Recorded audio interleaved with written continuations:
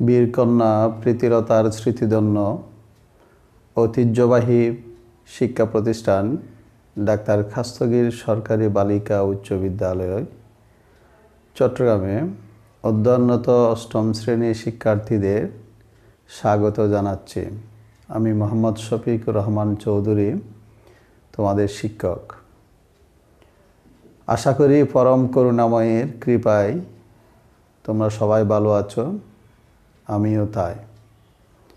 মহান স্রষ্টার কাছে অশেষ কৃতজ্ঞ, তিনি যেন আমাদের সুস্থ রাখেন, দীর্ঘায়ু করেন, বাড়িয়ে দেন আমাদের জ্ঞান শক্তিকে। আজকে আমরা সাহিত্য কণিকা বইয়ের একটি গুরুত্বপূর্ণ গল্প নিয়ে আলোচনা করব। আশা করি তোমরা মনোযোগী হলে জ্ঞানে সমৃদ্ধ হবে। মূল পাঠে যাওয়ার আগে আমরা কিছু তথ্য জেনে নিই। মানুষ ছাড়াও কার সঙ্গে আমাদের স্নেহ প্রীতির সম্পর্ক রয়েছে? পশু পাখির সঙ্গে। কিসের ডাকে ভোরবেলা আমাদের ঘুম ভাঙে? পাখিদের। আমাদের ঘরবাড়ির আশেপাশে মানুষ ছাড়া আর কোন কোন প্রাণীর বসবাস রয়েছে? কাক, বিড়াল, ইঁদুর, কুকুর, তেলাপোকা, মশামাছি ইত্যাদি। তোমার কি কোনো পোষা প্রাণী রয়েছে? হ্যাঁ, কবুতর। মানবেতর প্রাণীদের সাথে আমাদের সম্পর্ক কেমন হওয়া উচিত? স্নেহ প্রীতির, মানবিক। বেশ, তাহলে আজ আমরা অতিথি স্মৃতি গল্প সম্পর্কে আলোচনা করব। অতিথি স্মৃতি লিখেছেন শরৎচন্দ্র চট্টোপাধ্যায়। আজকের পাঠ শেষে তোমরা পশু পাখির সঙ্গে মানুষের প্রীতির সম্পর্ক কিভাবে গড়ে ওঠে তা ব্যক্ত করতে পারবে। মানবেতর প্রাণীর প্রতি মানুষের নিষ্ঠুর আচরণ পরিহারে উদ্বুদ্ধ হবে। শারীরিক সুস্থতার জন্য বায়ু পরিবর্তনের উপকারিতা সম্পর্কে বলতে পারবে। পশু ও যে মানুষের প্রতি অনুরাগী হতে পারে সে সম্পর্কে জ্ঞান লাভ করতে পারবে।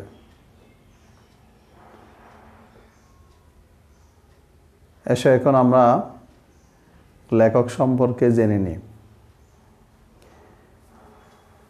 লেখক শরৎচন্দ্র চট্টোপাধ্যায়, জন্ম 15 সেপ্টেম্বর 1876 খ্রিস্টাব্দ। তার জন্মস্থান হচ্ছে পশ্চিমবঙ্গের হুগলি জেলার দেবানন্দপুর। লেখকের পিতার নাম মতিলাল চট্টোপাধ্যায়, মাতা ভুবন মেহিনী, মাতার নাম ভুবন মোহিনী। তার শিক্ষা FA অর্থাৎ HSC পর্যন্ত। লেখকের পেশা, তিনি 1903 সাল থেকে 1916 সাল পর্যন্ত মিয়ানমারের রেঙ্গুন, বর্তমানে ইয়াঙ্গুনে কেরানি বা অফিস সহকারী পদে চাকরি করেন। পরবর্তীতে তিনি সাহিত্য চর্চায় আত্মনিয়োগ করেন। তার সাহিত্যকর্মের মধ্যে উপন্যাস বড় দিদি, দেবদাস, মেজ দিদি, শ্রীকান্ত, পথের দাবি, দেনা পাওনা ইত্যাদি। তিনি ছোট গল্পও লিখেছেন, মহেশ, বিলাসী, নাটক লিখেছেন ইত্যাদি। ষোড়শী নাটক, ষোড়শী, রমা ইত্যাদি। প্রবন্ধ গ্রন্থের মধ্যে তরুণের বিদ্রোহ, নারীর মূল্য, স্বদেশ ও সাহিত্য ইত্যাদি। তিনি 1923 সালে কলকাতা বিশ্ববিদ্যালয় কর্তৃক জগৎ তারিণী স্বর্ণপদক লাভ করেন। 1936 সালে ঢাকা বিশ্ববিদ্যালয় কর্তৃক ডিলিট উপাধিও তিনি লাভ করেন। তিনি 16 জানুয়ারি 1938 সালে মৃত্যুবরণ করেন। এসো আমরা পাঠ সংশ্লিষ্ট শব্দার্থ জেনে নিই। ভজন, প্রার্থনামূলক গান। প্রাচীর, দেয়াল। আনাগোনা, যাওয়া আসা। ব্যাধ, শিকারী। বিঘ্ন, অন্তরায়। বিকৃতি, অস্বাভাবিক অবস্থা। শীর্ণ, দুর্বল। ঠাঁই, আশ্রয়। উদাহরণ, খাওয়ার ইচ্ছা। বেরি বেরি, এক ধরনের রোগ যাতে হাত পা ফুলে যায়। এক ধরনের রোগ যাতে হাত পা ফুলে যায়। পাণ্ডুর, প্যাকাশে। লঙ্ঘন, পালন না করা। নির্বিকার চিত্ত, উদাসীন ভাব। সায়, সমর্থন। রৌদ্রতপ্ত, সূর্যের তাপ। অন্যমনস্ক, আনমনা। আসামি, রোগাক্রান্তদের বোঝানো হয়েছে। এসো আমরা আজকের পাঠ সম্পর্কে ধারণা লাভ করার চেষ্টা করি। অতিথি স্মৃতি গল্পে একটি কুকুরের সঙ্গে একজন মানুষের গভীর মমত্বের দিকটি তুলে ধরা হয়েছে। লেখক অসুস্থ হয়ে বায়ু পরিবর্তনের জন্য দেওঘরে গেলে সেখানে একটি কুকুরের প্রতি তার সহানুভূতি জাগে। বেড়াতে বের হলেই কুকুরটি তাকে সঙ্গ দিত। এমনকি লেখকের চাকর বাকররা কুকুরটির প্রতি অমানবিক আচরণ করলেও প্রাণীটি লেখকের সঙ্গ ছাড়েনি। লেখক দেওঘর ছেড়ে চলে আসার সময় সেই অতিথি কুকুরকে রেখে আসেন। সেই কুকুরটির স্মৃতি লেখককে পীড়া দেয়। এই গল্পে লেখক তুলে ধরতে চেয়েছেন যে মানুষে মানুষে যেমন স্নেহ প্রীতির সম্পর্ক, ঠিক অন্য জীবের সঙ্গেও মানুষের সম্পর্ক গড়ে উঠতে পারে। সেই সম্পর্ক নানা প্রতিকূলতার কারণে বাধাগ্রস্ত হয়। সম্পর্কের এই বিচিত্র রূপ এখানে বর্ণিত হয়েছে। এবার আমরা মূল টেক্সটে ফিরে যাচ্ছি। অতিথি স্মৃতি, শরৎচন্দ্র চট্টোপাধ্যায়। চিকিৎসকের আদেশে দেওঘরে এসেছিলাম বায়ু পরিবর্তনের জন্য। বায়ু পরিবর্তনে সাধারণত যা হয় সেও লোকে জানে, আবার আসেও। আমিও এসেছি। প্রাচীর ঘেরা বাগানের মধ্যে একটা বড় বাড়িতে থাকি। রাত্রি 3টে থেকে কাছে কোথাও একজন গলা ভাঙা একঘেয়ে সুরে ভজন শুরু করে। ঘুম ভেঙে যায়। দৌড় খুলে বারান্দায় এসে বসি। ধীরে ধীরে রাত্রি শেষ হয়ে আসে। পাখিদের আনাগোনা শুরু হয়। দেখতাম ওদের মধ্যে সবচেয়ে ভরে ওঠে দোয়েল। অন্ধকার শেষ না হতেই তাদের গান আরম্ভ হয়। তারপরে একটি দুটি করে আসতে থাকে বুলবুলি, শ্যামা, শালিক, টুনটুনি। পাশের বাড়ির আম গাছে, এ বাড়ির বকুল কুঞ্জে, পথের ধারের অশ্বত্থ গাছের মাথায় সকলকে চোখে দেখতে পেতাম না, কিন্তু প্রতিদিন ডাক শোনার অভ্যাসে মনে হতো যেন ওদের প্রত্যেককে চিনি। হলদে রঙের একজোড়া বেনে বউ পাখি একটু দেরি করে আসতো। প্রাচীরের ধারের ইউক্যালিপটাস গাছের সবচেয়ে উঁচু ঢালটায় বসে তারা প্রত্যহ হাজিরা হেঁকে যেত। হঠাৎ কি জানি কেন দিন 2 এলো না দেখে ব্যস্ত হয়ে উঠলাম। কেউ দৌড়লে না তো? এদেশে বেদের অভাব নেই, পাকে চালান দেওয়ায় তাদের ব্যবসা।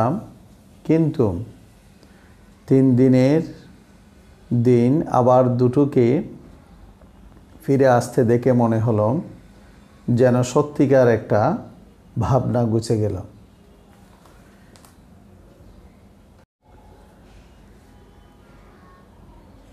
এক সময় চিকিৎসা বিজ্ঞান উন্নত ছিল না বলে চিকিৎসকরা ব্যাধিগ্রস্ত কাউকে বায়ু পরিবর্তনের জন্য পরামর্শ দিতেন। ঠিক লেখকও যখন অসুস্থ হলেন, চিকিৎসক বললেন বায়ু পরিবর্তনের জন্য কোথাও যেতে।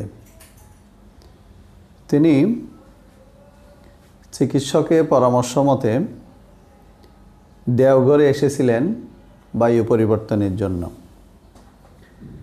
যে বাড়িতে তিনি অবস্থান করতেন, বাড়িটি ছিল প্রাচীর ঘেরা বাগানের মধ্যে।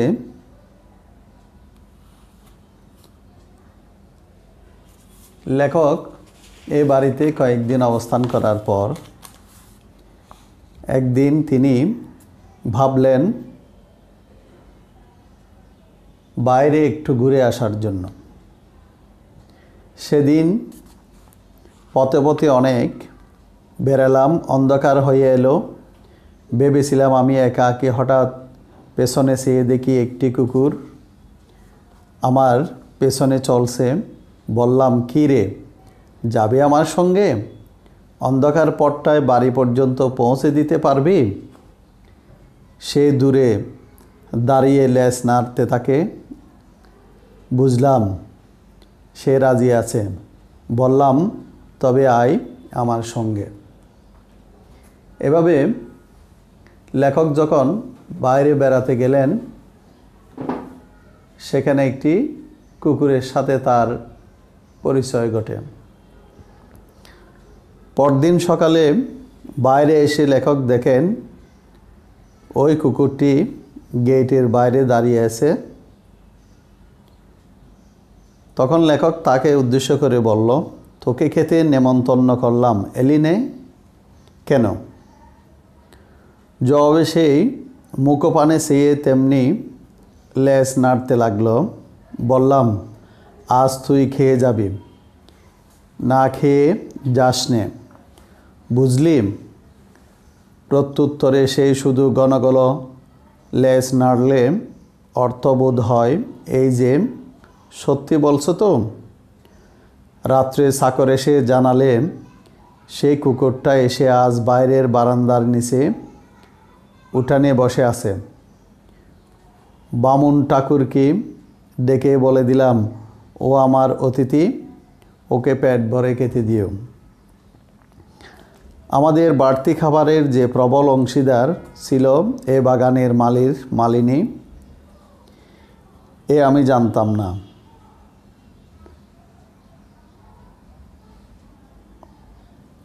যেই খাবারটা প্রতিদিনই বাড়তি থাকতো, ওই বাগানের মালির বউ এসে সেটি নিয়ে যেত। যে কারণে লেখক বারবার কুকুরটাকে খাওয়ানোর কথা বললেও কুকুরটা কিন্তু খেতে পেত না, সেই উপোস করত।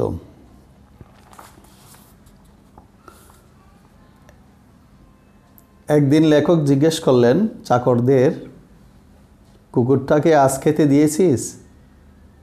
তখন চাকরটি উত্তর দিল, আজ্ঞে না, মালি বউ ওরে তাড়িয়ে দিয়েছে যে। আজ তো অনেক খাবার বেঁচেছে, সেসব হলো কি? মালি বউ শেষে পুষে নিয়ে গেছে।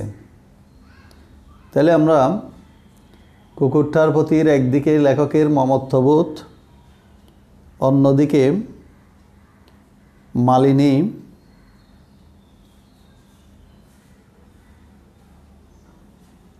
মালিনীর কুকুরটির প্রতি যে আচরণ, যে নেতিবাচক যে আচরণ, সে কারণে কুকুরটির সাথে আমরা দুই ধরনের সম্পর্ক দেখতে পাই। লেখকের সাথে রয়েছে কুকুরটির ইতিবাচক সম্পর্ক, আর মালিনীর সাথে রয়েছে নেতিবাচক সম্পর্ক। মালিনী যে খাবার প্রতিদিনই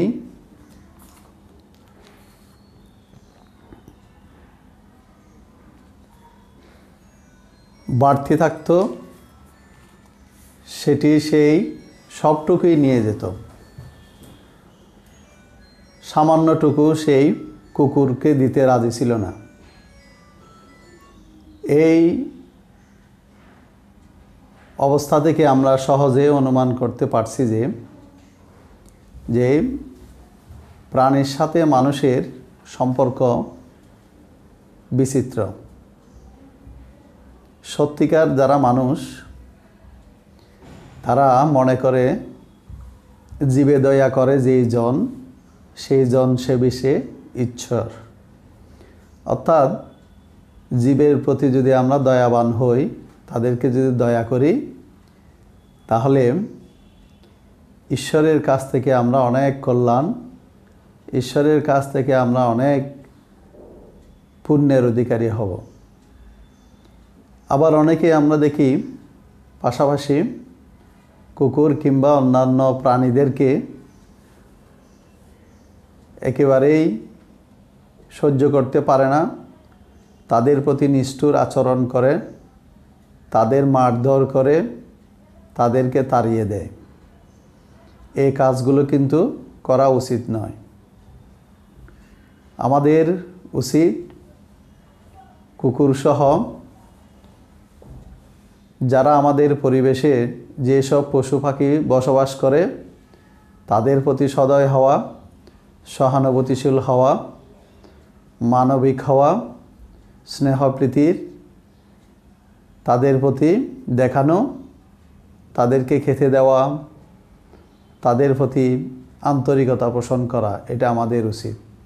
আমরা কখনো তাদের প্রতি নিষ্ঠুর হব না, অন্যায় আচরণ করব না, তাদেরকে মারধর করব না। আমরা মানবিক মানুষ হব। তাহলেই আজকের এই পাঠ পড়ে এই পাঠের সার্থকতা তখনই হবে যদি আমরা প্রাণীর প্রতি মানবিক হই। আশা করি আজকের পাঠটি তোমরা বুঝতে পেরেছ, অনুধাবন করতে পেরেছ এবং তা বাস্তব জীবনে তোমরা ইতিবাচক দৃষ্টিভঙ্গি নিয়ে কাজে লাগাবে। এসো আমরা বাড়ির কাজ দেখে নিই।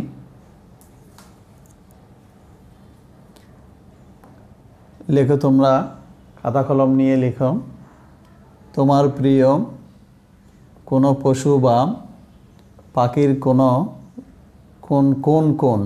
আচরণ তোমার কাছে মানুষের আচরণের মতো মনে হয় তার একটি বর্ণনা দাও। তোমার প্রিয় কোনো পশু বা পাখির কোন আচরণ তোমার কাছে মানুষের আচরণের মতো মনে হয় তার একটি বর্ণনা দাও। তোমরা বাড়ির কাজ লিখে নিয়েছ, এটা বাড়িতে লিখে রাখবে। স্কুল খুললে ক্লাসে জমা দিবে। পরিশেষে মহান স্রষ্টার কাছে আবারও কৃতজ্ঞতা। তিনি আমাদের জীবিত রেখেছেন, দিয়েছেন দেহেরিদে বল, আমরা যেন অভীষ্ট লক্ষ্যে পৌঁছতে পারি, মানবতাবোধে জাগ্রত হতে পারি, প্রাণীর প্রতি নিষ্ঠুরতা পরিহার করতে পারি, সহানুভূতিশীল হতে পারি। এটাই কাম্য, এটাই আজকের পাঠের উদ্দেশ্য। মহান স্রষ্টা আমাদের প্রতি সহায় হন, জীবপ্রেমে আমরা যেন উদ্ভাসিত হতে পারি, আমাদের চলার পথ মসৃণ হোক, সুন্দর হোক। পরিশেষে স্রষ্টার কাছে প্রার্থনা, আমরা যেন আবার স্বাভাবিক পরিবেশে ফিরে আসতে পারি। সবার সুস্থতা, দীর্ঘায়ু ও কল্যাণ কামনা করছি। ধন্যবাদ সকলকে।